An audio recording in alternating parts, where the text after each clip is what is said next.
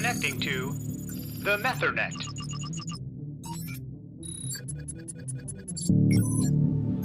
Methernet now connected.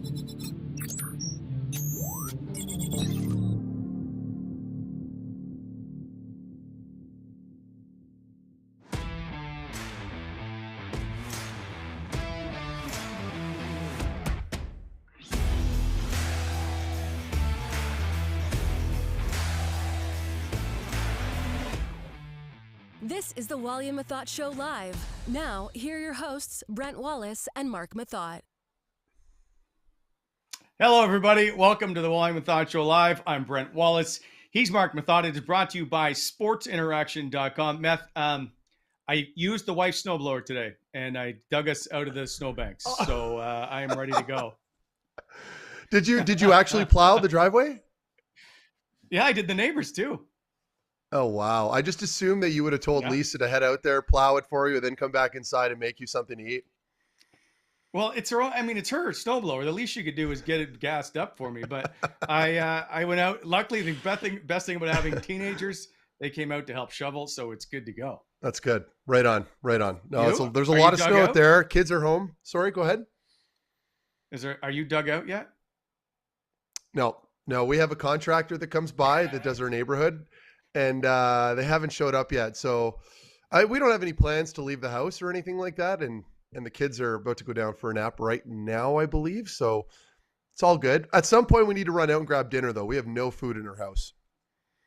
Skip the dishes. It's this new thing. You can just get it delivered. Oh, so let's just make a poor 17-year-old. Anyway, go ahead. Sorry. Was it your relative that drove through the ice today in Methot and then took the picture while she's standing on the car of selfie? Can we comment on? Did you see this? Can we comment on that? Like, listen, I understand it was, I don't want to say it was an accident because did you see the video of her prior to that ripping zooming up and down? Yeah, like so a racetrack. It's hard to find a lot of sympathy there, and then of course I'm happy everyone's safe. None. But then to stand on the car as it's in the water and take a selfie, like read the room, Mind-boggling. Yeah. Yeah, that's the world we live in now, man. Mind-boggling to me. But I know the speed at which she was traveling down the Methot, the Rideau River, is that what she was on? Rideau River. Is amazing to me. But was she on? She was on the Rideau River, correct? Yeah. Like, okay, so I'm trying to understand this. Why was she driving on the Rideau River? Well, so I'm going to answer that really quick. She got out and took a selfie of herself with her car sinking. We don't have any explanation as to what's going on. Okay. All right. Right? All right, we'll move on. Today's show is always brought to you by sportsinteraction.com. Go to sportsinteraction.com/Wally and Methot. They are Canada's online casino and sportsbook. For the most competitive odds and live daily betting, sportsinteraction.com is Canada's leading online sportsbook and a place where we make some bad choices every once in a while, Meth, because you and I both picked Edmonton to win the other night. It didn't go well for us.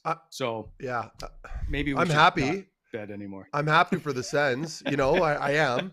I just who had them. I know we're going to talk about it, but who had them beating both Alberta teams on the same trip? Like, come on, good for them. No, yeah, great. So we'll bring that up with our guest who's coming up momentarily. I'm shocked that he agreed to do this still. Thank God we booked him before the Dallas Cowboy game last night. Ian Mendes is our guest in today's show. Of course, the writer for The Athletic, also does his own podcast with The Athletic.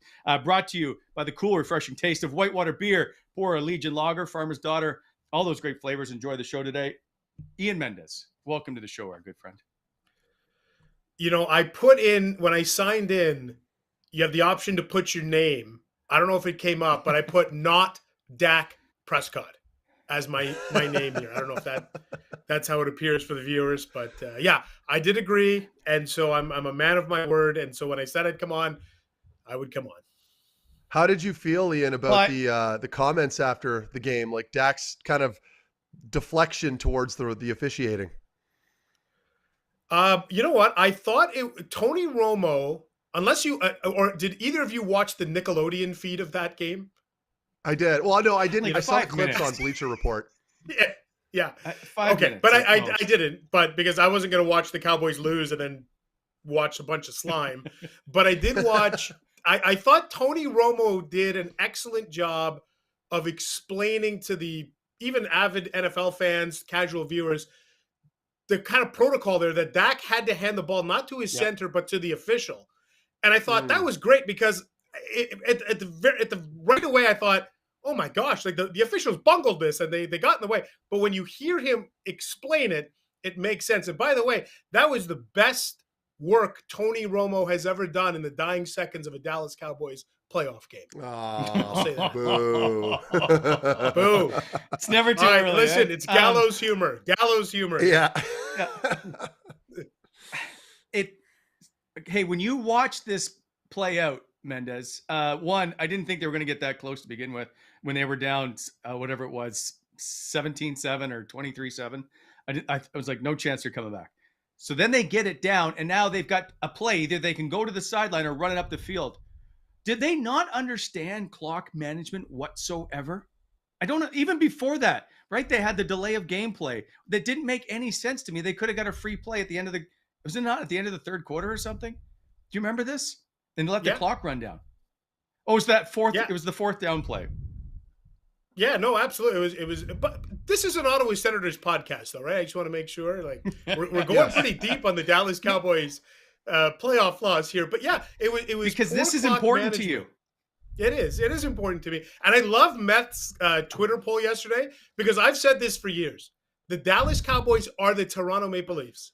I don't know who's who. Like, are the Cowboys the NFL's version of the Leafs? Are the Leafs the NHL's version of the Cowboys? I don't know. All I know is I feel this weird connection to Toronto Maple Leafs fans because I understand what it's like when the rest of the world just grabs a big bag of popcorn and they love to see you lose in spectacular fashion. That's the Cowboys. Yeah. Like, you love it. And only they lose. Like, certain teams will lose. If Buffalo had lost on the weekend, I think you'd feel like the Bills, you'd feel sorry for them. You'd be like, but Dallas losing, people love that. And I understand it, what it must be like for a Toronto fan in hockey, because I feel that same way when I watch the Leafs implode and lose an important game too.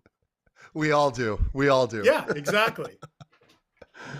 Okay, here's my last question on the Cowboys. Yes. Is can Dak Prescott get it done with the Cowboys? Yeah, I think so. And I think you got to remember, like, everybody piled on him and not knowing the situation. You got to remember, like, this is a guy who in the last 12 to 15 months, watched his brother take his own life, came back from a debilitating ankle injury, came back and through he's gone through a lot of stuff. So to even get to this point where he won 12 games, set a franchise record for touchdowns this season, I think it's amazing. It's an amazing story of resiliency and leadership and all those things that I think are important to be a quarterback. So I think he possesses those things. I think, unfortunately for him, kind of undone by some poor decisions. I think when you take 14 penalties in a game and 6 or 7 of them were pre-snap ones, I don't know how much you can put on the quarterback. Let me put it this way. If he was inserted in that situation, I don't know can Tom Brady win a playoff game with his team taking 14 or 15 penalties? I don't know, but we would probably never know because Tom Brady has never been a part of a team like that. Good point. Yeah, the penalties they're amazing to me. I couldn't understand. Yeah. I couldn't figure it out, but it's been that way all year. So why is it going to change? Like, is that not a coaching issue? Yeah, 100% it's a coaching issue. And I think that's if you talk to any Green Bay fan, if there's any Green Bay fans watching us, they're all like, yeah, we told you this would happen with Mike McCarthy.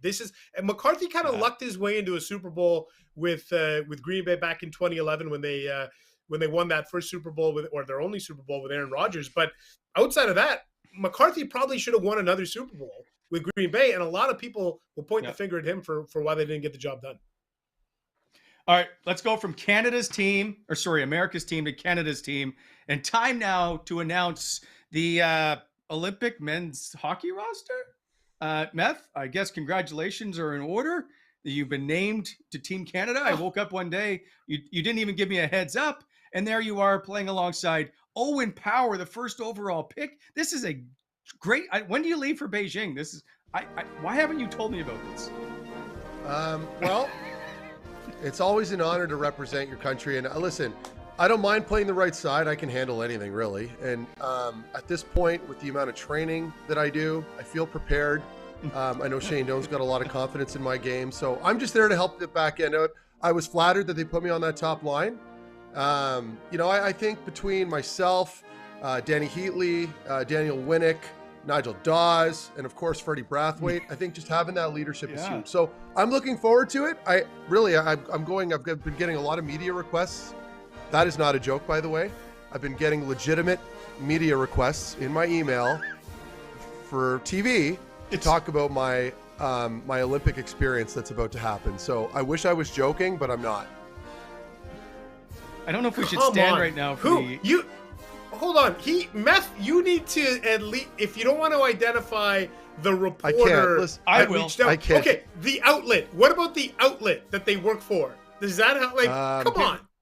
Yeah, I can give you one. I'm going to try and dig it up. CBC was one of them. Sportsnet Radio rights was holder. one. Yeah. And the other alternate rights holder. Okay, this is good to know. So good to know. So one of the stations across the country was, hey, I would like to get Meth on to talk about his announcement. And it was not anywhere that it was a joke. Like there was nothing in there that said, this is going to be funny stuff. They're like, this is obviously where he said it's a huge honor. Meth goes, it's a huge honor. And people are texting me going, is this for real? Yeah, but they failed to catch the last part of my tweet, apparently, that said, you're all very blessed to get the opportunity to watch me play again. I didn't think that would come across as a real comment, but apparently it did. So I'm just going to keep running with it. See what happens. I'm going to be, you guys might see me on TV this week doing a live hit in the morning about my experience in Beijing.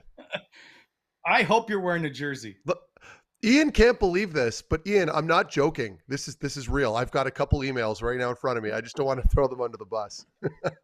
No, but I think it was fascinating. I texted Wally a couple days ago. I'm like, even the mayor of Ottawa got duped. Like Jim Watson tweeted, congratulations to you. And I'm like, this is unbelievable. The mayor fell for this. And you know what, Ian? I just liked it. I liked his tweet. I liked his tweet, but I didn't respond. So I'm just stringing everybody along. I don't care what your title is or where you work or who you are. You're fair game. Another one was a podcast. I was wondering, would you be interested in coming on our talk show to talk about what it means to represent your country? I mean, yeah. I don't know where to go with that. So anyway, I don't know. I guess you and Dion are going to be reunited once again. So that must be pretty exciting. Well, look at that right side. Like how tough, you don't want to dump the puck in that corner. I mean, you got me, Willie Mitchell. Well, I don't know how many of these guys that can actually pivot well anymore. I know I can. I was skating the other day, despite my knee, but it might be slow, but if we catch you, you're pretty well dead. So the right side is dangerous. I'm looking at the forward group. I mean, whatever. Doesn't matter. I don't know why we're still talking about this. I feel bad now. Well, but the fact that so many people got duped over this blows it blows my mind. They were smart. So they put on, so they got guys like Mason McTavish in there and Owen Power. They got Ken some Johnson. young players. So it legitimizes the list, right? Yeah, like Bedard, Anyway. Eric Stahl's trying this comeback. It would be a great interview team because when you think of Kolyakovo and Bieksa and you all on TV, like this would be an interviewer's dream. Yeah, for sure. Anyway, well, so if you guys want to join the flight over, we'll all head over and you guys can join the media and we'll get some good coverage out of Beijing. But otherwise, I don't know how else to comment on this. So we can move on. Okay, fine. Anyway, that was my favorite part of the show. It was so good. It's all downhill from here on out. Now we go to the guys on the ice actually playing, and it's a lot more entertaining. Brought to you by BEI Bonnechere Excavating Inc. BEI specializes in excavation, grading, drainage projects, all the equipment rentals. Visit BonnechereExcavating.com. BEI helping to shape the Ottawa Valley. Ian Mendes, what is your takeaway of the last couple of games of seeing the Ottawa Senators, who hadn't played one game since December the 18th when they got pumped by the Leafs 6-0 on New Year's? Now they've suddenly wrapped up 2 big wins on the road. Are you surprised that they were able to come out with 2 victories on the road? Yeah, I was. And by the way, I might be having some, Methot problems here, so if I seem a little bit glitchy, it's all this. It's because it's everyone's at home today and all Yes. using the internet. So anyway, Yeah, you're good right now. Yeah, I was. Okay, I'm good right now. Well, I was surprised. Like I would have said if they could have come out with a split, would have been great. And I was less interested in the results and more interested in just the way that they came out because they were flat. That Toronto game on New Year's Day was awful. There wasn't even one thing I would look at that game and say, okay, other than Formanton, maybe I thought it was good in that game. But if you look at this team now, go back to the December 1st game against Vancouver. They've played 11 games since. They're 7-3-1. And they've only had one bad game in that stretch, and that was the Toronto game. And so after 40 minutes, though, on Saturday in Edmonton, did any of you watching this now, or the two of you, did anybody think they were coming back to win that game? I didn't. I thought they were done. They were flat. It was 3-1. And to show the resiliency, I like that DJ Smith shifted up the lines a little bit and altered his look on his forward lines. They got something going. And the way I think, and Meth would be able to talk about this probably more so than Wally and I, but when you see the guys celebrating the way that Norris scored that eventual game-winning goal and the way that they were kind of on the bench and all, like, that's the sign of a team that loves playing for each other, that loves they love each other. And you didn't see that in November, right? Like, you think of the Vancouver game, they look like a fractured group and they look like a despondent group, and that's all gone. And that to me is really important. They genuinely seemed, that's my biggest takeaway, was watch the way in those videos that the team released after the games in Calgary and Edmonton and some of the footage that we saw, they're having fun and they love playing with each other. And I think that's huge for this group. Yeah, I love that you mentioned that, because that was, I mean, we can break down all the X's and O's, but when you see the enthusiasm that they're bringing to the game now, you can tell. And I know DJ, I think, touched on it a little bit today. I read a couple quotes there online, but I love that. I love the enthusiasm. You can see that they're all energetic. They're genuinely happy for each other, right? When one guy's scoring, they're all up on their feet. Everyone's rallying around him. And when you start having fun like that, it kind of reminds me of some of the runs that we went on when I was playing in Ottawa, where everyone just, there's no individualism anymore, right? Everyone genuinely just wants the other guy to do well for the betterment of the team. And that's what we're seeing now with this group. And you're seeing them celebrating when Norris scores, for example. Like, that's huge. It's so much fun. And it's contagious. And does that mean they're going to go on a heater now for 10 games? Probably not. But you got to think that at this rate, the way they've been playing, as long as they're playing the right way, I'm content with it and I'm happy. You're seeing some progression now. You're seeing this chemistry start to build with a group, and that's how you build a great team, right? Over the course of a couple of years, you've got a really good core group. Everyone's playing for each other. They're developing good chemistry on and off the ice. And we're seeing sort of the fruits of that now. It's starting to come in. And obviously, and I know, Ian, I read your little piece in The Athletic. That was really good. That you mentioned Murray. He's been fantastic too. I mean, without goaltending, we're not even having this conversation. Okay, let me, two things then. I'm going to rain on the parade because that's what I like to do. Are they just having fun because there's no more pressure anymore, right? Nobody expects them to win a game, so they just get to go play. And if they score, yippee-doo, great. Matt Murray, I don't think was very good, or I don't think he was great, as you put it, against Edmonton. I just think Ottawa was able to score more goals. That's what I think against Edmonton. I don't think he was great. I think he was average. I don't know. That McDavid save that he made on the 5-on-3, the desperation save, there were some saves that Matt Murray made in that game. Again, you got to just judge Matt Murray against himself. He wasn't making those saves earlier in the year. Like, he wasn't winning. They weren't winning that game 6-4. They were losing that game 6-4. Right? Yeah. Wally, are you waiting for me to interject? They don't have any pressure. I think as a player, if you're out of it, you don't have any pressure whatsoever to try and win games. Yeah, but right? You just get to go play. You know, I'd understand that if there was 20 games left, but it's not like they're clear. I hate saying this, and I'm probably way off, but they're not clear cut out of it yet, right? Like, there's still a chance. Yes, they are. I'm trying to be positive here, okay? I don't even know where to go with this now. Do you want me to shit all over them? 15 points. I don't know what you want me to do. No, sorry. They're 22 points out of a playoff spot. I know. But I mean, that's... Yeah, but they got 22 games in hand. Exactly. They haven't played. Yeah.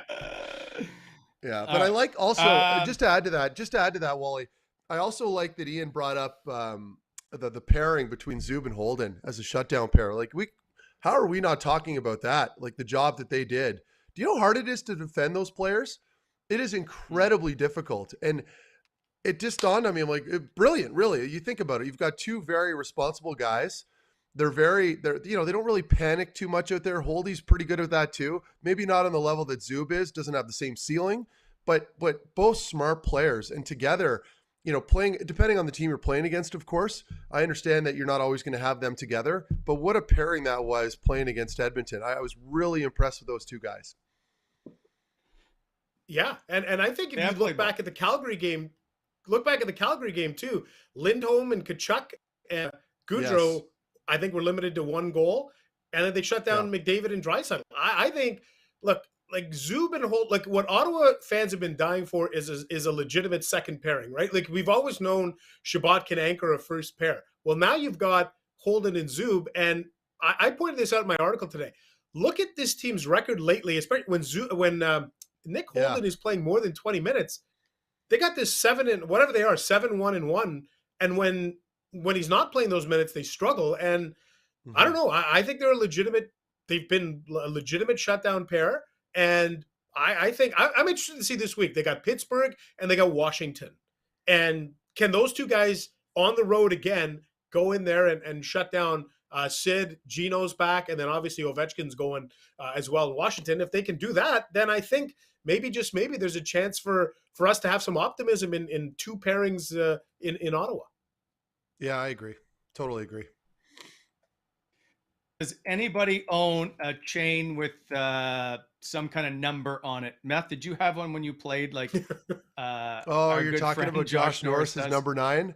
I don't mind that. I know some people, I saw some comments, some people were kind of chirping him, but like, you got to remember, you're a pro athlete playing at an elite level. You're going to have a little bit of an ego. You just will. You need to be a good player. And I'm not saying that he's an arrogant guy or anything like that, but he's proud of his number.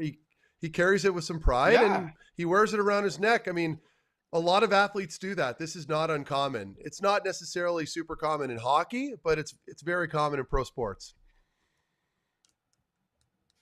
I just think he pulled it out though for the interview. I just think he took it out and made sure it was. I don't either. I didn't see it leading up, but it just seems like it was too easily placed there. Yeah, I don't know. I'm not going to judge him for that.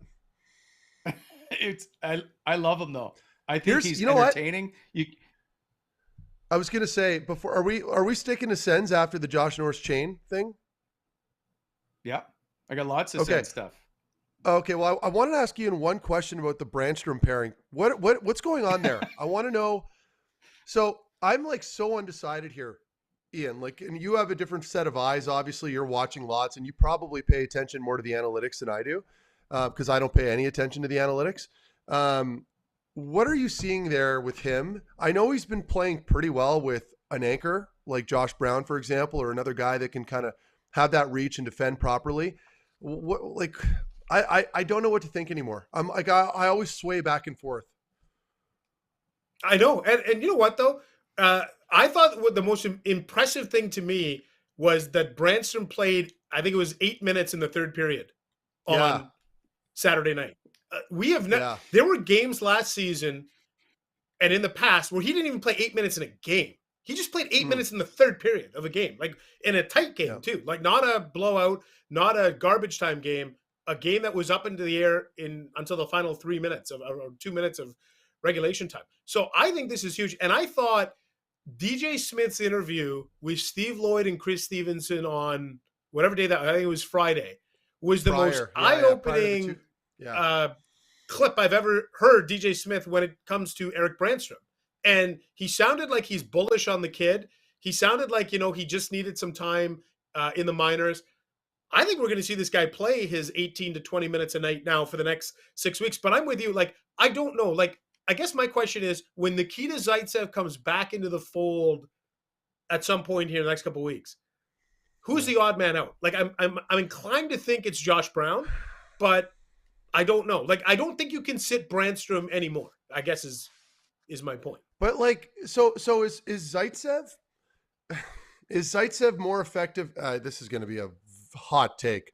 Is Zaitsev more effective as a partner than Josh Brown with a player like Brannstrom? Because whenever I think of Zaitsev, I think of chaos, and I think of not a ton of composure with the puck. I'm not saying that Josh Brown's toe dragging guys out there. I'm not saying that. I know that. But I like sometimes pairings just work, right? You get the right chemistry. They start to feed off each other a little bit. So to your question, it's like, do you just put in Zaitsev right in that 2 slot because it's Zaitsev and we're paying him X amount? Or like, you know what I mean? Like I don't know. I'm so torn on this. And I know a lot of people, there's a lot of Brannstrom fans online. A lot of people are pulling for him. I'm pulling for him too. I just wonder how an Erik Brannstrom looks against a team like Washington or a team like Pittsburgh. I know he played well against Edmonton, but they don't have a lot of depth after that top line. What's he going to look like against some bigger, stronger, faster teams? That's going to be my question. That's why I'm still reluctant to go there and, fawn all over him. Okay, well, I'll ask you, and I've asked you this before, and I still don't seem to have an answer, is can Erik Brannstrom play defense? Ask Ian that. I'm not We know he can move the puck. There's no question he's an offensively gifted player. I just don't know if he can play well enough in his own end, especially when it comes to trying to move people away from the front of the net. Ian Mendes. You know what? We have seen some guys, Torrey Krug, Brian Rafalski. Like, we've seen smaller guys be able to play defense, right? Like, it's not like we've never seen it before. It's not so you can strength. So you don't think he has the strength to play to defend, I guess, in like below the face-off dots? Yeah, I'm liking this. Okay, I want to hear. Let's open up the floodgates. Come on. I've watched. Look, I'm torn too. Take Torrey Krug the other night. Torrey Krug, who just levels. He's chippy. Torrey Krug is very the Toronto Maple Leaf guy. Yeah, I can't remember who. Like, right? He's strong. He's stocky. He can move guys around. I've watched, and Wade Redden wasn't overly strong either, but he was really good at being able to push guys off the puck and angle them out of the way. I don't see Erik Brannstrom play a hard enough game to move guys defensively, and if he doesn't get him with a stick check, they beat him. Yeah, like, again, I don't know. I'd like to see, we're at whatever, game 30. I'd like to see 30 to 40 games in a row of Erik Brannstrom. I agree. Play him 18 minutes a night. Put him in all sorts of spots, and then we could make a firm proclamation on what he is. I feel like we get 8 games of Brannstrom, then he's gone. He's hurt. He's back. He's demoted. Give me 50 games of 40 games of Erik Brannstrom, and then let's make a definitive assessment on what this young man is. Yeah, like I'm agree. Ian, you nailed it. For me, that's exactly how I feel. Like, and Wally, I'm also kind of agreeing with you. Give him like 10 to 15 games, averaging more than 17 minutes a night. Like throw him in the fire. Let's see what he can do. Because I know he's not that old, right? What is he? Is he even 23 yet? How old is Erik Brannstrom? No. Do we know? Yeah, 22. He's 22, right? Yeah. So that's young for a defenseman. It really is. But I think the point kind of lies right here. This is the conclusion. It's just I want to see more consistently. I don't want to see him play for 2 games, then game 3 he plays for 12 minutes, and then they decide to scratch him, and then it's rinse and repeat all over again. And that's why I brought up the whole Zaitsev thing. I'm like, just to throw him back in, to throw him in. I don't want to see Brannstrom play with a shitty partner either. I want him to play with a capable guy, because then that takes that excuse, out of the conversation. So for me, it's simple. Play him consistently here. Let's see what he can do. You're not making the postseason this year, so you're trying to establish what you have in this lineup. You have an opportunity to do that because you can risk losing a couple games. It's not a big deal. And see what the kid can do, and then you can make that assessment at the end of the season. But yeah, I'm with you guys. It's like we haven't had a big enough sample. All right, let me take this. One, you just said 2 minutes ago that you weren't counting them out, and now you just told them they're not making the playoffs. So you're going to be running for office. I'm trying to be optimistic in that they're not clear-cut, mathematically eliminated. That's what I'm trying to say. Now, when you're literally mathematically eliminated, that's when it's like, oh shit, it doesn't even matter anymore. We can do whatever we want out here. But they're not technically out of it yet. There's still a lot of pressure on them to win some games, believe it or not. So there's pressure on DJ Smith to win hockey games, which means he plays players how he sees fit. Whether right or wrong, all the armchair quarterbacks can make their decision on their own. But he's putting out players he thinks are going to help him win hockey games. So this isn't the National Tryout League, it's the National Hockey League. If you need him to get better, you put him in the minors to let him get better, or you cut his ice time. But you can't just put him on the ice and go, well, go make some mistakes and let me know how it's going to finish. Because then it's all of a sudden it's 3-1 and you're trailing once again. Well, okay. If he's out there and he's -5 and he is the sole reason the team is losing games, then I understand. Then you can take him out. Obviously, even if that happens one game, whatever. You have to earn your spot. But if he keeps playing similar to the way he has been playing, at least consistent, you're not a total liability out there in your own zone, then I see no reason to take him out. And it puts this whole conversation to bed. I'm sick of having these debates, about Erik Brannstrom. It's like he's either a player or he's not. I want to know. But go ahead. Okay. In DJ Smith's defense here, a little bit. And I like the fact that he used Batherson as an example that we should lean on. I think part of the problem for Brannstrom is he's the victim of I was the main return for Stone. Like if Batherson was a first round pick, or if Batherson was a piece that came back for Carlson or Pajot, we'd have a lot more pressure on him. But because he was like a later round pick, we were super patient with Drake Batherson. Oh, it takes him 2.5 years to get to the NHL. It takes him 2.5 years to get to the NHL. Maybe that's the path for Erik Brannstrom. Like, I think sometimes guys that are taken in the first round, or and look at Nick Paul's another example of a guy that was a piece that came back for Jason Spezza, and it takes guys some time. Maybe it's going to take Erik Brannstrom some time to get to the NHL. And the one thing I'll say about DJ Smith, and I know that there's a lot of critics about the way he deploys players, and I get it. I hear it. I understand it. But I'll say this. At some point, DJ Smith's going to have to prove that he can win in the NHL. I'm not debating that. But he's at least proven he can develop young players, because I think under his watch, Norris has gone up. Batherson has gone up. I think Stützle is coming around nicely. I think you can make an argument that Alex Formenton is starting to come in. Like, I guess my point is, in the DJ Smith era, all of the guys that you thought should be taking steps forward are taking steps forward. The one exception is Brannstrom. So, I'm hesitant to make a bold proclamation on him when I haven't seen enough. But I will say that they've done a pretty good job developing some guys by taking the patient approach. And I'd be willing to give it another 2 months and then make an assessment on Brannstrom. Agreed. Why is he choosing to use Batherson? I think it doesn't make, like, if you're using anybody, it should be Josh Norris, who is another piece who came back basically in a trade, right? Like, I never thought of giving Drake Batherson time to get into the NHL. Plus, he's done it already in 2.5 years. He hasn't been struggling to get into the NHL. I just don't like his analogy on using Drake Batherson as his decision or his choice on Erik Brannstrom. It was the general manager that said it was his best day as a GM to acquire him. No fault to Erik Brannstrom, but that's the pressure that now comes with Erik Brannstrom, right? And so then he got labeled that he's the next Erik Karlsson. Well, now you're a 2-time Norris Trophy winning comparison. Like, I will say, of all the play, like, I wouldn't take him out of the lineup right now for anybody to put in there. So I think he deserves to be in that spot.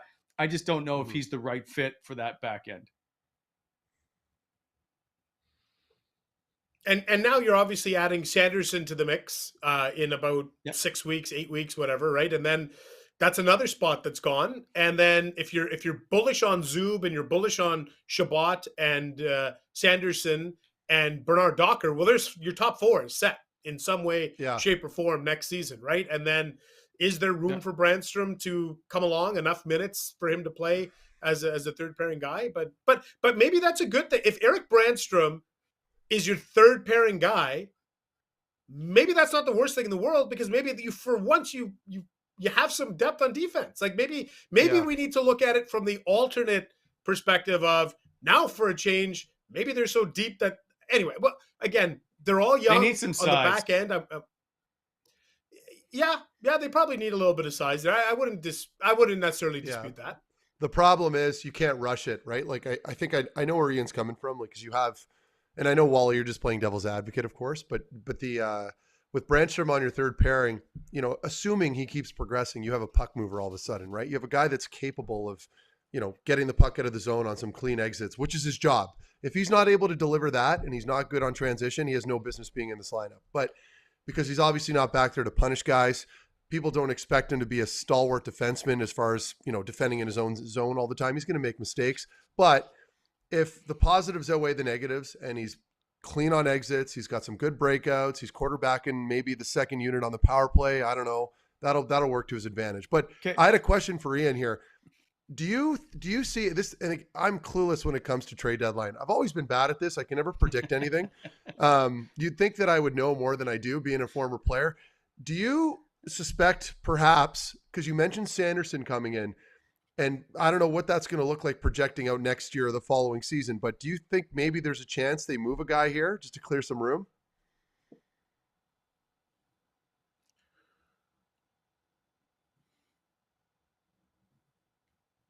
Hello? Can you guys hear me? I hear you. Yeah, you know is what? the I've Method got affecting the you? glitchy internet. The Oh, Methernet no. is Ian, affecting so- me. I'll ask you again. I don't. Did you hear my question? Oh, yeah, there we go. Yeah, Okay. All right. I only heard part of it, that it went all choppy. Okay. Well, I'm asking on the decor, do you see any of these defensemen being moved at all to make some room? You mentioned Sanderson coming in. Do you see anybody that any other team perhaps might look after, just to get rid of here, as far as kind of getting rid of some bodies? Well, there at some point, and the quote I always go back to from Pierre Dorion is, he says at some point we're going to have to, like, there's not room for everybody to play, right? Like, he does Exactly. say at some point, and that also applies to Sokolov and Ridley Gregg and Yep. pick your guys. Tyler Boucher. Tyler Boucher, Roby Yeah. Jarventi. They're not all going to play and not all going to hit their Yeah. ceiling. So at some point you got to turn around. And so when you look at this potential future lineup here, I'm looking at this and saying, okay, this is whatever, 18 months down the road and whatever, 2 years down the road. And okay, well, these are the six guys. Well, Tyler Cleven's not there. Let's start with that. There's an example of a guy Exactly. that maybe some people think 18 months from now might be here, 2 years from now. He's not even on this list. Roby Jarventi is not on this list, right? And so you start to say, at some point, do you package one of these guys, two of these guys? They need some immediate help, okay? Here's the bigger question I have is this. Would you guys be all in on going after Nazem Kadri as an unrestricted free agent this summer? Nazem seems like the type of guy, he fits the bill in terms of being a centerman. He fits the bill in terms of he's having an unbelievable season. He plays with that whatever they're trying to build here, Nazem plays with that. Would you guys, instead of trading some pieces would you guys be in on Nazem Kadri? I would, but I would. You have to do your due diligence, though, right? You have to understand that maybe the player wants no part of playing here. I mean, if he's having an unbelievable season, obviously money talks. But if he's having a really good year, does he want to win a championship? Like, there's so many questions, right? It's such a loaded. Yeah, but just such a loaded take it question. that he wants to come here. Just take it that he wants to come here, and money's no issue. Oh yeah, well of course I'll go after him. Why? I mean, look at the numbers No. he's putting up right now, and he's competitive, and he fits the bill for DJ's style of play. I don't know that he's, with being the veteran that he is, if he's the leader you want around the room. Yeah, I don't know. Ian, what are you thinking? I'm really intrigued. Like, you're going to hear some names this summer. Claude Giroux is going to be one. Yeah. I think Nazem Kadri is going to be one. Claude, obviously, because of the local connections, I think there'll be a lot of people saying he wants to maybe come back here. Kadri's an unrestricted free agent. And you got to remember, we're living in a flat cap world. And there may not be as many teams able to go all in on 5, 6, 7-year deals on Good some point. Ottawa's got the ability to do it. I understand all the stuff that floats around, but let's just remove that for a second and understand that they've got flexibility here. They've got the opportunity. I would be interested in him because I think if you had Nazem Kadri in your top 6, and maybe Tim Stützle goes back to the wing, maybe he doesn't, I don't know, but all of a sudden now you're just pretty good. And I kind of would be very interested, but like Wally said, who knows? Maybe, or like you were saying, Matt, sorry, like maybe he doesn't want to come here. Maybe his number one priority is winning a Stanley Cup, and maybe he doesn't think that'll happen in the next 2 years in Ottawa. So it'll be interesting. But I think it's the type of guy that they absolutely need. But if they don't go the free agent, you have to package up a JBD or a Brannstrom or a Lassie Thompson or one of those guys. They have to go. You can't just get you can't get one of these players without giving up some of your elite talent. And that's the big one, right? At some point, your general manager is going to have to make some bold moves, and all the GMs have to go through this when they're going through a rebuild. Eventually, you can't just hoard all these players and picks. You're going to have to make a splash, and then that's the the conundrum that he's going to be in at some point. But in conclusion, to answer your question, I would absolutely go for a player like Kadri if he was willing to come. I agree with that. But do you worry about bringing in a guy with I'll say a big ego or he's known to be a star and he's used to being successful playing. And if you're playing in Colorado, you're surrounded by world-class talent and Nathan McKinnon and Mikko Rantanen and Gabriel Landeskog. You're coming into a team that you have to be okay and accept not winning or not being competitive like you are right now on a Stanley Cup contender. And that can change your attitude and mindset and make it a lot less desirable location to be in. Yeah, it's a legitimate point, but at some point, I think we can agree that this group is going to be a playoff caliber team, right? Like, I feel that. Yes. I do. And whether it's next year or beyond. Sure. So there is an element that 2 years ago, it didn't exist here. I don't think that players would have thought that this was maybe something you could, but I think that was trending in the right direction. I do think you can see it now. I do think if you were a forward in the NHL, you would look at Ottawa and say, yeah, I would think about coming there, and Brady Tkachuk and Josh Norris and Batherson and Shabbat and Sanderson. Like, maybe I'd like to be the piece that puts them over the top. But free agents, the marquee free agents very rarely come here, right? For a myriad of reasons. They don't come here, and it's not just an Ottawa thing. They don't go to Winnipeg, and they don't go to other places, Columbus, and so it would be a challenge trying to get a guy like that. Yeah. But they're building, at the very least, they're building a culture here that wasn't here 18 months ago, and I think that helps. Yeah, and I think the last point, and to me, and I was just curious because I wasn't sure exactly how old he was. He's turning 32 in October, so I know he's on top of his game right now. But we all know, and you can never beat Father Time. It does catch up to you, and all of a sudden, it could be in 2 seasons from now, all of a sudden, like where he takes a drastic step back. And I've been through it. I know what it's like, because at the NHL level now, when you're in your 30s, you're an old guy. It never used to be that way, but it is now. So those are all things to consider. So to think, there's some sexy free agents, like you're looking at some of the names and you associate that with the way they played 4 years ago, 5 years ago. It's like, you might not be getting that same player in 2 years from now if you sign a player like that to, do a 5-year deal. And Ottawa's not winning the Stanley Cup next year. I don't think they're winning the Stanley Cup the following season. So you have to think long-term too. And that's something that Pierre's going to have to work his way through as well. Well, I think that's a negative attitude. So thanks. I have a question. If you had one choice right now to build your team around either Drake Batherson or Josh Norris, who do you take? Ian, I'll start with you.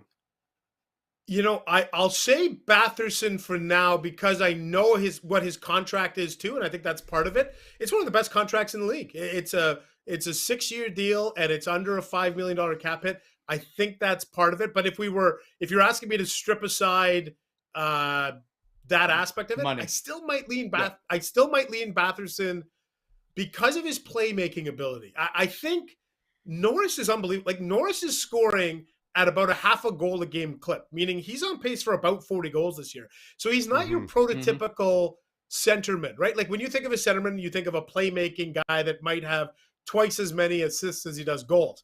Norris is going to be the other way around. Norris is going to be like a maybe 36 goals and 22 assists type of guy this season. In fact, look at this graphic here, 8-2, right? Like, that's not, he's a finisher. And it's almost like if you looked at this, you'd be like, oh, if you didn't know what positions they played, you would think Batherson is the center. Yep. I think Drake Batherson has an unbelievable ability. I'm hesitant to use the analogy of Jason Spezza because of the number that he wears and the the vision. But I see a lot of the similarities in slowing the play down, finding the seam when you don't think there's a seam, all of the confidence with the puck, working the half wall. I would take Batherson, and it's not an indictment on Norris. It's just I've just become such a fan of what Drake Batherson does in building up some of the players around him. I would probably lean in taking Drake. Yeah, and I'm with you on that. The only thing, and I know you'll agree with me, it's just Norris is so good both ways, right? Like as a two-way player, he's so responsible in his own zone, and he's a centerman. We finally have a number one center here, like a legitimate one. So it's hard to kind of pin them up against each other. I hate that Wally's making us do that. But with Batherson, like the one thing that you mentioned, Ian, that I've always noticed with Batherson in his play is his confidence with the puck. It always seems like in the offensive zone, he's creating something, like something's going to happen. He's got it on his stick. He's got a little bit of time and space. He's probably going to create an opportunity. And, I love that front line. I'm a huge fan of Norris and Batherson. I'm a huge fan of both of them. That line as a whole is perfect. I don't ever want to see this team move them unless, of course, there's significant injuries, which, of course, they're going through right now with Connor Brown. So you're probably going to have to slide Batherson down a little bit, but that's neither here or there. I think ultimately when this team is healthy, those two guys are excellent hockey players to have on your team. We're very lucky to have them here, but I will go with Batherson only because of the creativity level, and I love the comparison to Jason Spezza. That's bang on. I haven't seen any drop back passes yet at the blue line, so I don't want to give him too much credit here yet. I'll let Jason Spezza. But the thing about Josh Norris, he can wear many hats. There is that, or I should say buckets. But he's like him on that right side of the power play right now. He's got 7 power play goals in the air. 3 of his last 6 goals have been game-winning goals. And he's only gone once this season, 3 games or more without a point. He's consistently doing it night in, night out. That's what I like about Josh Norris. I don't know if I could pick either one, and I think Drake Batherson's the right call to go to the All-Star game to send somebody, but I do like Josh Norris being a number one center as the guy you would build around at the moment. Which leads me into Drake Batherson going to the All-Star game. Viva Las Vegas, shall we call it? Nate McKinnon was the one that came out and said, quote, "It's silly. I don't think every team should send a guy. It's an all-star game, not a participation game." Do you guys agree with that? Is it time now to send the best players? Listen, let's talk about Nazem Kadri not going to the All-Star game. And what is he? I don't know. Is he somewhere in the top 10 of points? Is he 4th? Somewhere there. I haven't looked it up. Do you guys think that we should start sending now the best players, regardless that every team needs to be represented? Ian Mendes. It's tough because I think sometimes you get into these debates and I don't want to say it's manufactured like hot takery, but what if I didn't care? Yeah. Like, what if I was in the middle and I saw both sides of it, and at the end of it, I didn't really care? And not to say that in a bad way, but look, like I see the merits of putting somebody from every team in. It does allow fans to see their favorite player. In our case, it's Drake Batherson in Ottawa. In Buffalo's case, I think it's Rasmus Dahlin. In Montreal's case, it's Nick Suzuki. And maybe and so for those fans, maybe they'd want to tune into the All-Star game because Nick Suzuki is going to play a shift with Austin Matthews or something that they wouldn't see. So I understand it from that perspective. And then I also see the other side. I totally see Nate McKinnon's point. When you have an All-Star game and you look at the stats and Nazem Kadri, who's top 10 in scoring, isn't there. Brad Marchand, who's whatever in scoring, top 12 or 50, he's not there. Some other guys that probably deserve to be there aren't there. You start to wonder about the validity of it. But at the end of the day, there's about 50 other things in the game of hockey I'd like to be really passionate about. Yeah. The All-Star rosters isn't one of them. But I like it. And you know what I like about Nate McKinnon? I like that we had an NHL player come out and sing with a little bit of conviction and a little bit, and controversial is not the right term, but he was opinionated. We need more NHL players being opinionated, and I think that that's good for the game. Yeah, I agree. Totally agree with Ian. And I think it's you talk about manufactured outrage or talking points, and I mean I think you're bang on. If you ask a lot of the players, and you got to understand that McKinnon is Nazem Kadri's teammate. He's going to be there to defend him. He's going to be supportive of him, and that's just the way it is. You're always going to have your buddy's back. But I think overall, if you look around the NHL, most players don't care. Like this is not a big deal. In fact, I'll go as far as saying that a lot of players don't even want to play in the All-Star game. They'd rather go down south like their counterparts. But True. that's subjective, and some players, of course, want to go. But we've seen it. There's a reason why the NHL implemented a suspension for turning down the All-Star game, because a lot of the big dogs that have played in multiple All-Star games, they don't want to friggin' go. They want to go on vacation. They want to break. They want to spend time with their families. So, and certainly under the current climate that we're living in, right, with COVID, they're probably going to be confined in their hotel rooms. They're not going to be able to go around, mingle, go out, have fun. So, essentially the fun has been sucked out of the weekend. So to me, I'm agreeing with everything Ian said and then some. I think at this point, it's fun to talk about it. The one good takeaway that Ian mentioned that I completely agree with is I want more opinions. Like, this is great. We have a talking point now because Nate McKinnon spoke up, and it creates a little bit of dialogue. It garners attention, whether it's good or bad. It's ultimately good for the NHL. And I think, I'd love to see more of it. Unfortunately, in the culture and the way guys are, they don't like to speak out much. They don't want to be the center of attention. Because we come back and hammer them. We're like, did you hear what he said? Like, I can't believe him. But like, he didn't say anything, but we're going to make a big deal about it. I'm not saying Nate McKinnon, but in the past we have done that where we just hammered on guys for, I can't believe, like, and then all of a sudden Connor McDavid says something in Edmonton, and I used to have to go into the Ottawa room, and Ian the same way would have to ask Mark Borowiecki and Brady Tkachuk and all these guys, what did you think of the comment he said? And no one wants to be that guy. No one wants to lead SportsCenter with some comment. And a good point to that is, like, Brady Tkachuk a couple weeks ago, I'm sure you guys saw it. Brady made a comment about how he wishes there were fans in the building, right? Whether you agree with that or not, and to forget about Ontario Health and all that stuff. I'm not getting into that. I'm just saying he made a comment that he was excited or wanted to have fans in the building. And some of the comments, man, like, they were all over him, like accusing him of whatever. And it's just like, and that's a good example of a player that you might see that and be like, oh, screw this. I'm not going to say anything next time. And all of a sudden you're not getting good quotes. You get Sidney Crosby, who says nothing every time. And every time I am around him, I had to go talk to Sidney Crosby. And we're like, he's not going to say anything because he's very good at saying nothing because he doesn't want to tarnish his brand, which I completely understand. But you get nothing. So you wait for those guys like Jaromir Jagr and Alex Ovechkin. Those guys used to say stuff. The Drake Batherson mic'd up stuff is fantastic, right? Like, we want to see more personality in the game. That's what we're dying to have. And we continue to hammer it out of people all the time. There needs to be a way for us to understand, to let these people talk and express their opinion without us coming over the top and just hammering them on it. Ian Mendes. Yeah, you got to give Sid some credit though. He's got to secure that Tim Hortons and Gatorade stuff, right? He's got to secure the bag. He can't be risking that money coming in from Tim Hortons. Yeah, good point. Yeah, listen, I get it, right? Same with Connor McDavid and his Rogers commercial. Now, like, how many workouts does that guy do? Yeah, and in fairness, and I agree, like Sid's such a good ambassador for the game, right? Like, can you say one negative thing about Sidney Crosby other than the people that hate playing against him? Obviously, from a player standpoint, they'll call him a whiner. Maybe that's the worst thing you hear. So this is unbelievable.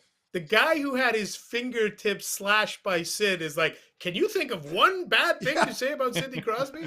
Well, I mean, he didn't do it on purpose. That speaks volumes. He didn't do it on purpose. I know. You gotta get over these things, right? So I'm over it now. It took me about a year, but I got over it. Yeah. I don't think you have. Okay. Finally, last question I wanted before we move on to the. Oh, by the way, would you guys bring the draft back in the All-Star game that they had in Ottawa in 2009 where Phil Kessel just sat there until the end? As a player, Meth, are you okay? Would you bring it back? No, it's humiliating. You don't want to be like, listen, it's like, and for people to get a good grasp on this, just remember elementary school, and you had the two studs picking teams at recess for soccer or whatever you were playing, and it was always the same few people that were picked last, right? Like, and that doesn't feel good. Now, that's reality. That's life. I feel you're looking right at me, by the way. Yeah. No, I'm just saying that it puts the players. It was fun to watch and fun to see them razz each other, but I guess you'd have to ask them. For me, it puts them in a really uncomfortable spot. And then it's obviously televised. It's awkward. I don't know. I don't really know how else to chime in on this other than I think you'd have to ask the players and see how they felt about it. Have a vote or something.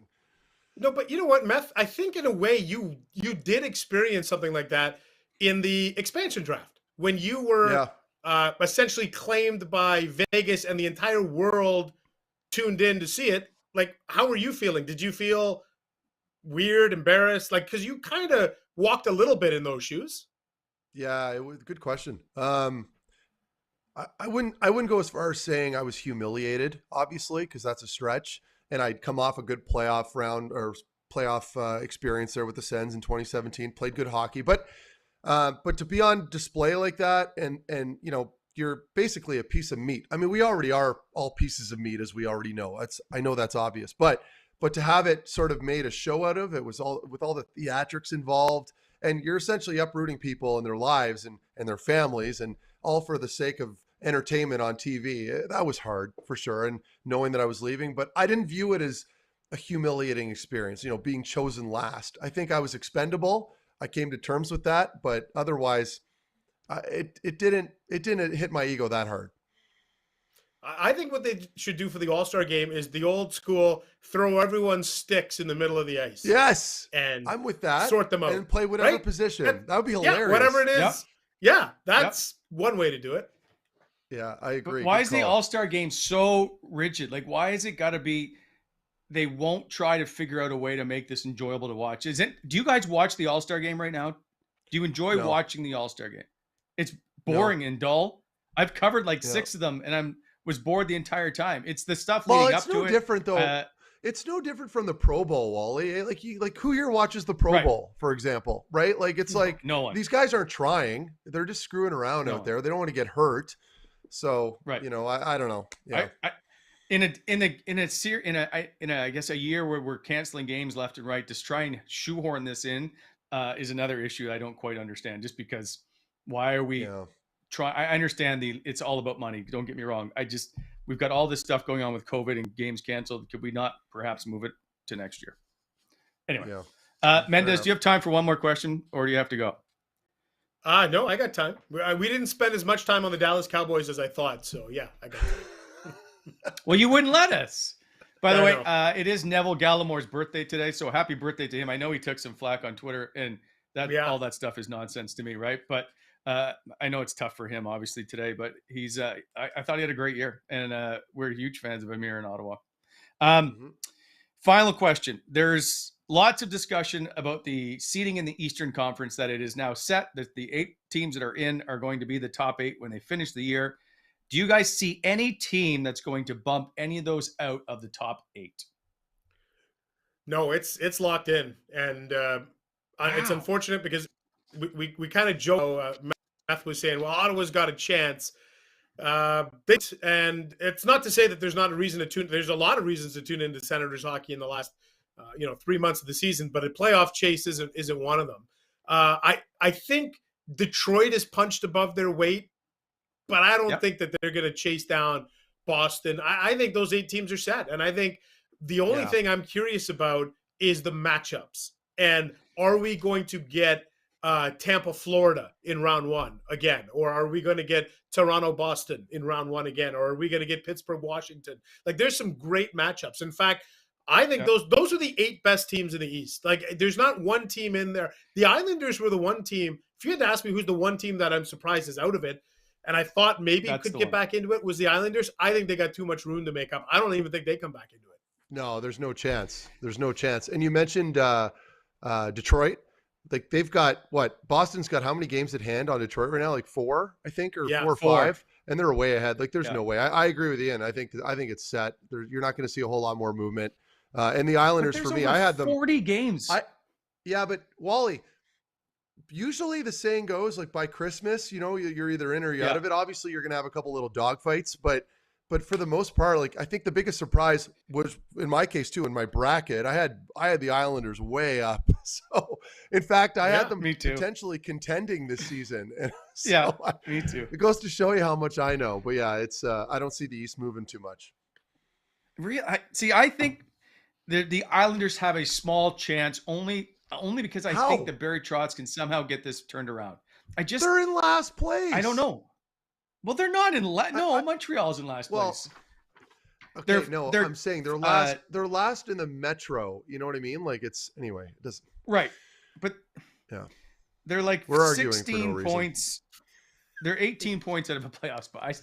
I'm still Yeah. holding out a small slimmer of hope Okay. that someone can just have this incredible run down the stretch and catch it. Because remember when we covered the Hamburglar run, Meth, and you were in it, or you were not in it, were you? What No. do you think? I was in it. Who was defending He all the rushes? This guy created the Hamburglar run by taking out You're Robin Leonard. There you go. Exactly. We don't have the Hamburglar run if you're not. Weren't you part of that? Or what happened with that? You were, weren't you? Or wait, no, what's up? Oh no, that was That's no. that's what in happened? Carolina. I didn't Clark hurt. MacArthur. I didn't hurt. Clark I was MacArthur there. slid into 11. Yeah, I was gonna say I didn't take a run. Oh, it was at Clark. Lenny. Yeah, that's right. You know what? It was Jay Grizz. McClement. Yeah. It was Jay McClement and Clark MacArthur. You know. Hold on. I know what it was. I'm pretty sure. I could be wrong. I might be off by a day. It was in the You second signed your period at home. You signed your contract extension in and around the same time as the day Robin Leonard got knocked out. I think. Wow. Memories. You remember Yeah, you signed I that don't 4-year remember. deal? Yeah. I don't remember. It was right. I it just was that remember. week. I remember going into Brian That's- Murray's office. Like this was during the negotiations, and Beamer looked at me and he goes, "And who is the physical D man in who is the physical D man in Montreal? Can you guys give me Russian kid? Markov? No. Not Markov. No, come on. This is Alexei ruin my Emelin. story if I can't- Hammerlock? Emelin. It was Emelin. Alexei Emelin. Yeah. And he looks at me and he Got looks at me and correct. goes, "You think you're better than Emelin?" And I'm like, "What?" And I'm still technically negotiating my deal here at this point, right? Like my agents are going back and forth with Pierre. And he goes, "You think you're better than Emelin?" And I had nothing but respect for Beamer, right? So I'm like kind of like sitting in my chair going like, "Oh my God, what's he asking me?" And I'm like, "Yeah, I think I'm better than Emelin." I'm like, "Do you think I'm better than Emelin?" He goes, "Well, I don't know. I just want to know what you think, Mark." And I'm like, "Well, I think I'm better than him." And we kind of had a bit of a short conversation after that. And I left the office and I'm like, "What just happened in there?" And that was Eric. That was Erik Karlsson who told me to go in. He's like, "Just go talk to Beamer. Like, try to sort this out." Because my agent at the time wasn't really clicking with with Brian Murray. It was being dragged on a little too long. So Eric told me to go into the office and told me that Beamer wanted to talk to me. So I'm thinking like, okay, fine. So anyway, long story short, I went in there and had that weird conversation with Beamer, and it was, I don't really know what I got from it or what he got from it, but we didn't get any further in the progression of the contract negotiating. So yeah, that's my Beamer story. So how much longer after that story did you sign your deal? After that, I ended up having to switch agents. And Larry Kelly was always my guy. But for whatever reason, Larry and Beamer never really saw eye to eye. And Ottawa negotiated really hard, right? They always wanted to maximize everything, and they're not just going to hand out money, obviously. But shortly after that, I ended up going from Larry Kelly to Mike Liut. And Mike Liut just kind of calmed the waters a little more because I think he was more of like a neutral guy to talk to, right? Because Larry and Brian always butt heads over deals. So that was kind of how that played out. I think it was not long after that though, but I kind of forget. It's such a blur. You know what? So I just double checked this. You signed that extension on February the 16th, 2015, which was basically the start of the Hamburglar run. And I think that's the day that Robin Leonard got knocked out. That's the injury. That's the injury day. Well, Yeah.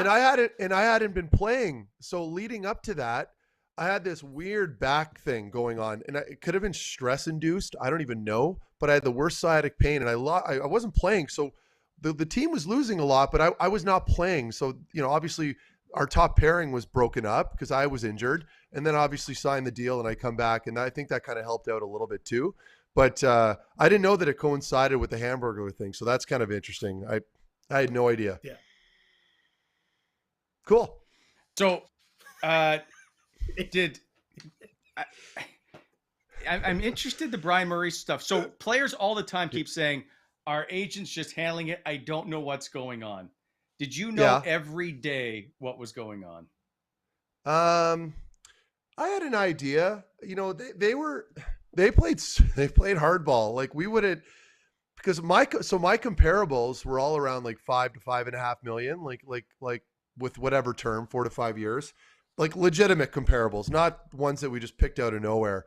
And Ottawa never wanted to budge from like 4.2 or whatever it was, and I know people are watching this and it's hard to sympathize with an athlete when we're talking numbers like this, but it's just the business. And so But that's the market. Yeah, exactly. It's the market. And yeah, so they played so hard, and that stressed me out to no end, because I just wanted to get this deal done so I could go back to focusing on playing. But it was such a huge distraction. And, eventually I think we got close to 5, but then they didn't want to go 5 years. They wanted to go 4. And my agents did not want me to sign that deal. They wanted me to go to free agency and likely get moved and sign. I know there were a few teams, I forget exactly which ones, that were willing to throw what I initially wanted my way, likely into the summer, right? Or rather, when I would land there, I'd probably sign. But in the end, I'm like, I wanted to play at home.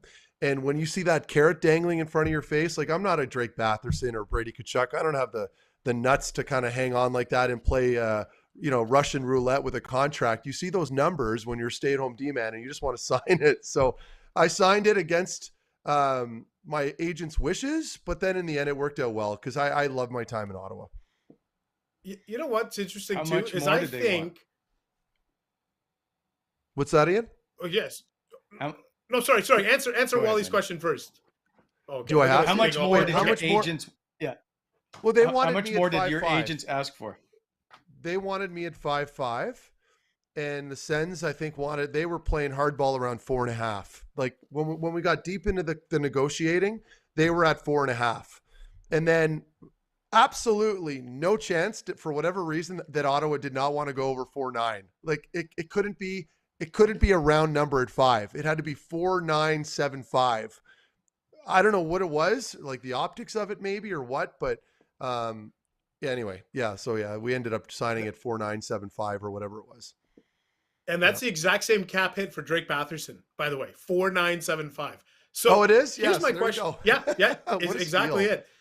Yeah. And so I got to ask you this, because all the time, the last 5 years, we have heard the Ottawa Senators say we don't negotiate in public. Anytime we ask about a contract talk, whether it was Brady, whatever, we don't. But you were the reason for that, because I think the last time that anybody from Ottawa ever truly spoke out in public about a contract negotiation was Pierre Dorion with Steve Lloyd. It was at the season opening golf tournament. I think it would have been the fall of 2014. Like, do you remember? Oh, yeah. Like, did you ever listen to that full interview? Did you drive in your car and listen? Like, I can't believe like it's kind of spilled out publicly, or did you never listen to that radio segment? I'm just curious. Yeah, I know. I didn't listen to it. I didn't want to listen to it because it made me so uncomfortable. I don't even remember I think there were some strong comments from Pierre, weren't they? I don't remember exactly what he said, but yeah, I don't know. I tried not to pay attention to it, but it's impossible, right? You're from here and your family's reading it. Your friends are listening to it, whatever. Like there's Twitter, there's all this social media. So there's no way to shelter yourself from those comments. You're going to hear them at one point or another. But I luckily was, in like, how old was I? Was I 30? I forget. Yeah, I think I was around 30. So, I'd been around the league long enough to not take it to heart. Stuff like that, you got to understand as a business, and people are always looking for leverage. It's just the way it was. But yeah, I mean, it can get messy when you go public like that, because all of a sudden it turns into a pissing match, right? And you never want it to go that way, because it just goes south. No one wins when you start sharing information and these little comments start popping out, and all of a sudden there's a bit of resentment from either one side or the other. And you try to avoid that at all costs, because it can create a big distraction for the team. Yeah, I found the Pierre Dorion quote. Oh, if you don't mind me what reading was it, Ian? Okay. Yeah, okay. oh, yeah. So, okay, actually, it's going to be live story time here. I'm going to read the first 6, they're very short, sentences from a Hockey News article from September of 2014. Okay? This will be very quick. It's as follows. Mark Methot was feeling the need to be on the defensive entering Ottawa Senators training camp. The 29-year-old Ottawa native is entering the final year of his contract. Negotiations between the defenseman and the Senators have taken an ugly turn. Things began to unravel after Senators general manager Brian Murray told TSN's Bob McKenzie he'd rather trade Methot than lose him in free agency. Methot was then quoted as saying, quote, "It's at the stage where I'm not really comfortable. The team wants to do anything." Methot's agent, Larry Kelly, then revealed some of the contract terms that had been allegedly discussed. The Senators disputed that publicly, with general manager Pierre Dorion telling TSN 1200, quote, "We've always felt we wanted to keep Mark around, but you see stuff like this and you ask yourself, is it worth it?" There you go. Story time. But you see, okay, so now looking back, do you see how stupid that is? Like, why say that? I mean, and you know what my worth was to the team. I'm not trying to be some egotistical. Like, I know I'm a plug stay-at-home D-man, but I complimented one of the best D-men in the NHL at the time. Yeah, so I mean, it's like, but that's part of it, right? And I don't blame necessarily Pierre or Beamer, of course. I loved both of them when I played there. There was no issues there, but they're obviously working with numbers, and the ownership has a say as well, and they're going to have control on that. And maybe Eugene was just like, nope, we're not giving him this much. This is how much I want to give him. And so they're having to parrot that and control it. And but forgetting about all the comments and quotes, because you're reading that to me and it kind of pisses me off, but I'm retired. I got to remind myself that.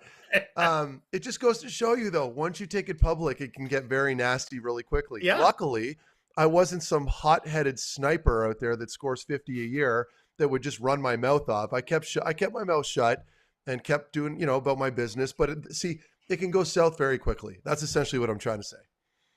Yeah. And because of you, my blood pressure is raised now after this conversation. I'm gonna have to go hit the sauna or something to cool down or whatever. Go shovel. Okay. Go shovel a bit. Yeah, I might. I actually think I will will anyway. So this will make you feel better. Okay. We'll just move the quick topic. Last topic. Thomas Chabot, puck went off the crossbar, hit Connor Brown in the jaw. He's now out 3 weeks with a broken jaw. After the game in which Connor Brown scored a goal and had an assist playing with a broken jaw, said, "I got hit in the jaw by Shabby. He's going to get me a bottle of wine." What do you think the gift should be now from Thomas Chabot to Connor Brown that he's broken his jaw and he's out for 3 weeks? Mark, what is an acceptable gift? It went off the crossbar. I would understand if it was a direct shot, but you don't have to give a guy a gift for that. That's nonsense. I don't know how else to comment. I mean, come on. It was an accident. He broke his jaw.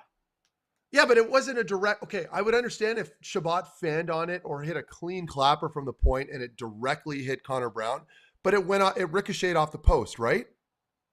Yeah, off Correct. the crossbar. Yeah. So I mean, it's like, and lucky for Connor Brown, because if that's a direct hit, he's not looking at 3 weeks; he's looking at 6. So you know what? For me, maybe get him a cheap bottle of wine. That's probably what I would do. I'd buy him a bottle of Yellowtail or something. Well, you would just give him some whitewater beer. No, you got to go. At least you got to go into the vintages section of the LCBO if you're doing this. You're not getting Yellowtail. No. Nope. Too expensive. Come on. I don't go over $30. Yellowtail is a slap. That's a slap in the face. Yeah. You know what though? Yeah. Why would you buy? I've already answered this question. I'm done talking. But he said Chabot already told him, "I'm going to buy you a bottle of wine." I guess is what Wally's point is, right? He already said, "Forgive me." Yeah, there's no way Connor Brown didn't go up to him and said, "You owe me something." Shabby probably came by and said, "Hey man, I'm sorry. I got you. I'll get you a bottle of wine." Right? That's probably how it played out. So now it's a box of chocolates, according to Meth, and a bottle of wine. Yeah. And with Meth, it would be like some turtles or pot of gold or something. Not even like premium chocolates. Some random old box of chocolates from Shoppers Drug Mart on the aisle on the way out. Yeah, after 8. Yeah, some after 8s at the cash. All right, boys. Last bit of, and then we're out of here. And that's we have a Gong Show contest, and Mendes, you can enter this. Yes. Everybody, including like school's been closed and no one's getting out. All the sports are shut down. So Gong Show has teamed up with the Wally Methot Show. We want to see your childhood favorite sports picks. It doesn't have to be hockey. It can be any sport. So send them in. You can look like Mark Methot or Craig or even football playing Wally. Just send that in. Tag Gong Show, hashtag Wally Methot, and send them on Twitter. We're going to give you a puck luck game next Monday is when we're going to announce our winner. So send in your picks. You got a week to do it, and then it'll be awesome. So thanks to our good friends at gongshowgear.ca. Yeah. Go ahead. I got a quick question. Make sure you leave these pictures up for like just a split second here. Let's start with the picture of Meth. Oh, is God. that the same kid? These look like these are twins. Is it? That's my brother. Matt. It's my brother, my younger brother. He You is guys now look an Ottawa exactly the police. same. Yeah, right. The same haircut. He doesn't look like a police officer there, but he is now, and he's a fine one. But yeah, that was us. I was 5, and I think he was 3.5 there. So, yeah, classy. Okay, because you got the exact same haircut. I was getting some creepy vibes here, like the twin vibes going on here. Or the what is that movie? The old school movie with all the white-haired kids there. Oh man. Come on, Children guys. of the The Corn? horror No. movie. Children of the Children Corn. of the Yes. Oh Yeah. my God. Yes. Yeah, 100%. That is This is like a scary movie. casting call from Children of the Corn. And then Wally. Oh Lord. Yeah. What was this? Yeah. What was this Tigers football team's record? I'm thinking I don't 0-16. know. Look at his Undefeated. legs. Undefeated. Look at his legs. He has never seen a squat rack in his life. It's unbelievable. We crushed Seriously? the opposition. Yeah, we never lost. I don't even know that we gave up a touchdown that year. And I was an offensive lineman. That's You how were an offensive I didn't even know what a lineman? first down was. Yeah, so I told this on the last show, but so my buddy, I went to tryouts and he's like, okay, when they tell you who wants to play offense, you raise your hand. And I'm like, I got this. He goes, you don't want to play D. I'm like, okay. So he goes, who wants to be offensive line? Boom, the arm is up in the air. And that was it. I was on the offensive line. Okay. You were offensive, all right. Right tackle. Never gave up a sack. Right? All right, Tackle. boys. Yeah. So so send in your pick, Mendes. We'd gladly like to see you playing some hockey or something. Yeah, I got some old school picks. Perfect. That's our show. Thanks to Gong Show Gear, as of course, sportsinteraction.com. Whitewater. Don't forget to use the Wally Methot coupon code, 15% off. And of course, BEI. Have a great couple of days, Mendes. Thanks for stopping by. We always appreciate your chats. Thanks, you are Ian. number one on our guest list, by the way. It's not stopping by, spend an hour and whatever. This wasn't a quick visit. This was like an hour and 15 minutes. We got to start. We It's got to a start snow day. compensating him for this. Yeah. Thanks for popping by for 90 minutes. Well, I didn't know you were on a time frame. Oh, I wasn't. You brought up the last No one's 20 going minutes. anywhere today. No one's going anywhere Exactly. today. So it's all good. All right. See ya, boys. right, Thanks guys. a lot. Thanks for having me. Okay.